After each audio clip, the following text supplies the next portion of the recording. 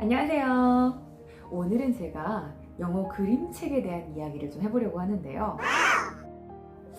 요즘 밖에도 못 나가고 미술관에 가기도 힘들고 어디 그렇다고 도서관에 가서 책에 푹 빠져서 책을 읽기도 힘들고 공공기관들이 많이 문을 닫았잖아요. 그럴 때 집에서 영어 그림책과 함께 미술적인 소양도 길러보시고 문학적인 소양도 함께 길러보시고 이보다 좋은 게 어디 있을까 해요. 제가 영어 그림책들을 좀 소개를 해드리려고 하는데요.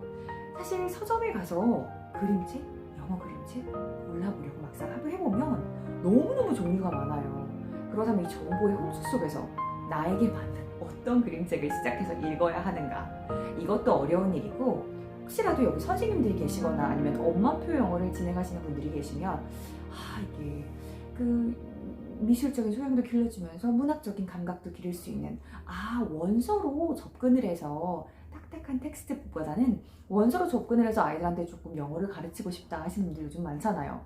그런데 종류가 무궁무진하다 보니까 어디서부터 내가 손을 대야 하지? 고민도 되실 거예요. 근데 또 우리 그런 게 있잖아요. 봉준호 감독님이 아카데미 영어대에서 상을 딱 타니까 모든 사람들이 관심이 더 그 작품에 집중되는 것처럼 영어 그림책에도 이렇게 수상작들이 있습니다. 그래서 오늘은 수상작 위주로 대표적인 수상작 몇 가지를 소개를 해드리면서 책을 어떻게 고를 수 있고 이 수상작들의 특징은 어떤 것이 있는지 간단히 한번 살펴보는 시간을 가져보려고 해요. 첫 번째로는요, 아동문학계의 노벨상이라고 부르는 칼데콧상이 있습니다. 들어보셨어요? 칼데콧? 사람 이름입니다. 네, 칼데콧. 이거는 전미 도서관협회에서 주는 상이에요. 1년에 한 권, 그 해에, 보통은 연초에 상을 주는데요. 작년에, 그 전해에 출간된 영어 그림책들 중에서 가장 뛰어난 작품을 하나 선정을 합니다. 그래서 이제 상을 주고, 그럼 어떤 상을 줄까요? 골드 메달이 이렇게 딱 붙어요. 서점에 가셨을 때 보통 책을 딱 보시면 이렇게 골드 메달 살짝 보이시나요? 이게 칼데콧이라고 써 있는데 메달이 이렇게 있을 거예요. 그럼 이게 칼데콧 메달을 수상한 책이구나, 이렇게 알아보실 수가 있는데, 그럼 이렇게 딱 한 권에만 골드 메달을 주냐? 맞습니다. 안타깝게도 딱 한 권에 수상을 선정을 하게 되고요. 그리고 나머지 한 2권에서 5권 정도는 아쉬우니까, 이에 버금가는 훌륭한 책이 많거든요. 그러니까 그런 책들 같은 경우는 이렇게 보이시나요? 은딱지, 이 실버 딱지를 주면서 언어상이라고 명예상을 또 수여를 하게 됩니다. 그래서 보통은 한 해에 칼데콧 메달을 받는 상이 하나가 있고, 또 명예상, 언어를 받는 상이 한 2권에서 5권 정도가 됩니다. 이거를 보시면 좀 이해하시기가 편할 거예요. 자, 안에를 이렇게 들춰보시면 이 작품 같은 경우는 골드메달 받던 책이니까 데이비드 위즈너의 작품인데요. 그림이 참 개성있고 다채로워요. 그런데 또 이렇게 생각하실 거예요. 생각보다 글이 없네? 맞아요. 글이 없어요, 이 책은. 그러니까 다 그런 건 아니지만 칼데콧상은 특히나 삽화가에게 주는 상이라고 생각을 하시면 돼요. 그래서 글이랑 완전히 상관이 없다고는 할 수 없지만 보통은 그림을 개성있게, 멋지게, 훌륭하게 그려낸 삽화가에게 주는 상입니다. 그래서 종종 그런 말씀들을 하세요. 이상하다, 이거 메달이 이렇게 있어가지고 내가 이게 쌓여있으니까 집에 와서 딱 봤는데 뭐지? 안에 글밥이 너무 많다거나 너무 없다거나, 이거 도대체 어디서부터 어떻게 학생들을 가르쳐야 되지? 아니면 이걸 소화해야 되지? 하시는 분이 있어요. 바로 그 이유 때문입니다. 이것은 작품상이긴 하나 삽화가에게 주는 상이다. 그 그림책도 보면 보통 글작가, 그림작가가 분류돼서 있는 경우도 있거든요. 물론 한 분이 다 작업을 하시는 경우도 있지만요. 그래서 미국에서는 이제 랜돌프 칼데콧의 업적을 기리기 위해서 칼데콧 상을 이제 수여를 하죠. 그래서 제가 이제 보면은 칼데콧이라는 분이 근대 그림책의 아버지라고도 불리우는데, 여기 이렇게 써 있어요. 칼데콧의 작품은 현대 그림책의 시작을 알렸다. 그는 그림과 글을 배치하는 독창적인 방법을 고안했다. 그것이 바로 전에는 전혀 보지 못했던 대위법이다. 대위, 군인 아니고요. 글이 빠지면 그 그림이 대신 말하고 그림이 빠지면 글을 통해서 이해할 수 있는 바로 그림책의 시초가 되었다. 그래서 이분을 통해서 그림책의 전성기를 맞게 됩니다. 아무튼 그래서 이분의 업적을 기리기 위해서 칼데코상을 매년 수여를 하는데 1938년부터 시작이 됐다고 알고 있어요. 그래서 미국에서는 이제 칼데코상이 가장 유명하고 그림책에 주는 상으로는요. 그럼 영국으로 넘어가 볼게요. 영국은 어떨까요? 영국도 이에 버금가는 멋진 상이 있습니다. 이름하여 케이트 그린어웨이라는 상인데요. 제가 여기 또 한번 오늘 책이 많아요. 하나씩 다 읽어드리면 좋은데 그러긴 어렵고 메달을 한번 보여드리려고 이렇게 책 읽는 뒷모습이 보이시나요? 이게 바로 케이트 그린어웨이 상인데 케이트 그린어웨이 상 같은 경우는 이제 영국 문헌 정보 그 협회에서 주는 상이에요. 그래서 칼데코가 버금가게 그 1년에 출간된 작품 중에 가장 훌륭하다고 생각되는 작품 하나를 뽑아서 상을 수여하게 되고요. 이 This is not my hat 그 존 클라슨의 작품 같은 경우는 워낙 유명하죠. 사실은 케이트 그린어웨이 상도 받고 미국에서 칼데코 상도 받았습니다.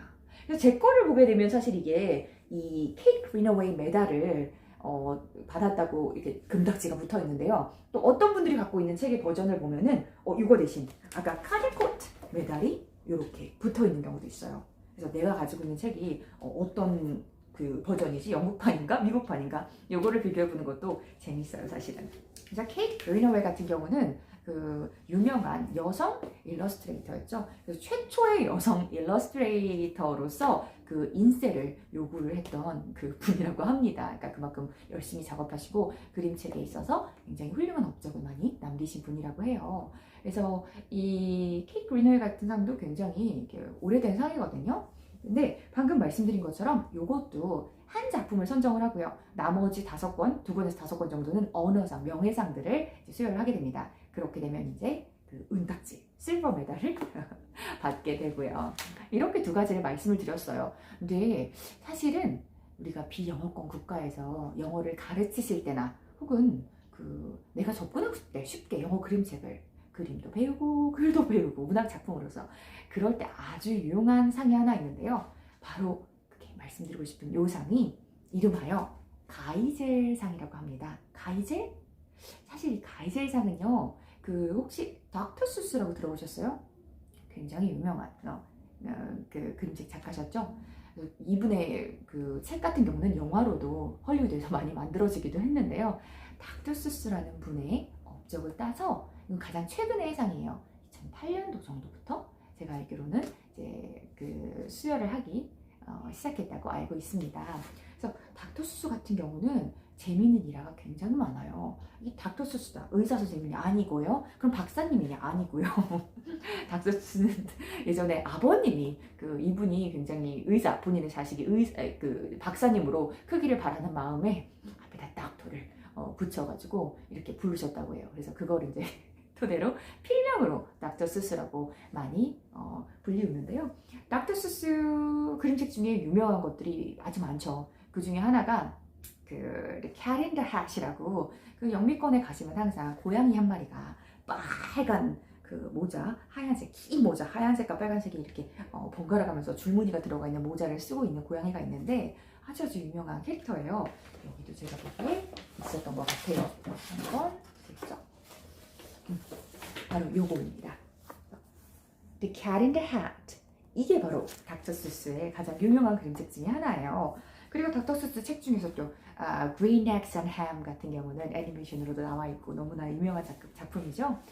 사실은 이 가이젤상이 왜 그 닥터 수스의 원래 그러니까 그 본명 중에 가이젤이 들어가서 상 이름은 가이젤상입니다. 닥터 수스상은 아니고요. 이름 자체는. 그래서 왜 비영어권 국가에 있는 우리들에게 아니면 비영어권 국가에서 그림책으로서 원서 수업을 하신 선생님들에게 아니면 엄마표 영어로 본인의 그 자녀분들을 지도하시는 그 부모님들께 중요한 의미를 가지고 있냐면요. 사실은 닥터 수스가 예전에 1954년에 그 제가 알기로는 라이프지에서 학교에 있는 학생들이 어린 학생들이 문맹률이 높다는 이야기를 들은 적이 있대요. 그래서 어떡하지? 왜 문맹률이 높을까? 그림책도 있고 이렇게 유명한 아주 좋은 책들도 많이 있고 시중에 한데 문맹률이 여전히 높은 이유는 무엇일까 하니까 그림책들이, 시중에 나와 있는 그림책들이 너무 수준이 높아서 학생들한테 이해도가 떨어진다, 문식성이 떨어진다, 이런 이야기를 들었다는 거예요. 그래서 또 출판사의 편집장님이 그 가장 중요한 어휘, 가장 많이 빈번하게 쓰이는 어휘 440개 정도를 닥터 수사한테 제안을 한 거죠. 여기에 나오는 어휘들만을 가지고 책을 만들 수 있겠냐? 쉬운 어휘들만 가지고 닥터 수가 고민하다가 결국은 220개 정도의 어휘만을 가지고, 쉬운 기본 어휘들이죠. 그것만 가지고 책을 만들었고, 그 이후에도 어린 친구들한테 조금 더 가깝게, 친근하게 다가가기 위해, 그 문맹률을 낮추기 위해 쉬운 어휘들만 가지고 일상생활에 사용을 하는 책들을 만들기 시작했어요. 그렇기 때문에 이 가이젤상은 사실 내용적인 측면에서 어려우면 안 돼요.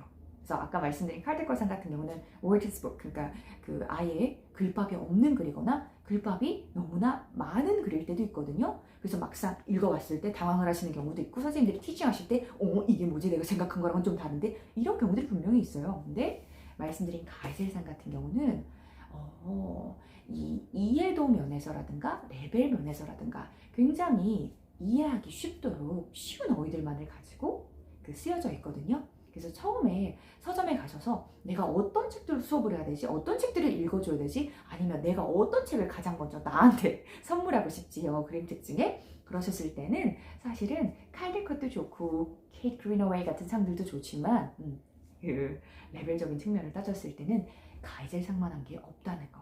그래서 이렇게 닥터 수스의 얼굴이 딱 앞에 전면에 크게 있거든요. 그리고 가이젤 어워드라고 되어 있으면 이걸로 이렇게 골라서 리스트를 한번 보시면 실패할 일이 없다는 거 한번 말씀을 드리고 싶었어요. 오늘 이렇게 많지는 않지만 한 3종류의 영어 그림책들, 그리고 그 수상 그림책에 부여되는 상들에 대해서 알아봤는데요. 특징들을 좀 보고 듣고 나시니까 어떻게 영어 그림책이 조금 더 친근하게 느껴지시나요? 저는 예전에 힘들고 괴로웠을 때 영어 그림책으로 약간 우울증 아닌 우울증을 극복했던 터라 너무나도 추천드리고 싶습니다. 사실 영어 영문학 이렇게 생각을 하시면은 너무 어려울 것 같다, 우리 르네상스 시대 이런 거, 셰익스피어 이런 거만 항상 하는 거 아닌가 생각을 하실 텐데, 맞아요. 그런 작품들 많이 읽죠. 근데 그림책으로도요 쉽게 문학 작품들을 접할 수가 있어요. 사실 제목 보이시나요? 메리 써 있는데, 그 프랑켄슈타인 다 아시죠? 우리도 영문학 공부하시는 분들은 프랑켄슈타인 모두 다 읽으셨잖아요. 그 프랑켄슈타인을 쓴 그 작가 메리 작가에 대한 이야기가 쭉 이렇게 나와 있거든요. 그래서 글밥이 뭐 아주 적지는 않지만 보기 쉽게 그림과 함께 잘 어우러져서 훌륭한 문학 작품들이 있다는 거 또 말씀을 드리고 싶었어요. 그래서 오늘은 사실 영문학이 다양한 종류가 있고 그렇게 접근하기 어려운 것만은 아니다라는 말씀을 드리기 위해서 제가 이렇게 잠깐은 아니고 길게 또 이야기를 나눠보게 됐는데요. 요즘도 집 바깥에 못 나가시고 힘드실 텐데, 요즘에 또 하루 배송이면 이렇게 그림들이 오잖아요. 그러니까 사이트도 들어가서 보시고, 칼데코 수상한 작품들, 케이트 그린어웨이 수상한 작품들, 또 가이젤상 리스트를 쫙 한번 훑어보시고요. 그 중에 표지가 마음에 들거나 이렇게 한두 장에 좀 미리모기 기능도 있거든요. 봤을 때 내 마음에 든다 하는 작품이 있으면 한번 그림책에 푹 빠져서 지내보는 시간들을 가지셨으면 좋겠습니다. 그럼 저는 다음에 더 알찬 내용 가지고 돌아오겠습니다. 오늘은 여기까지 할게요. 안녕.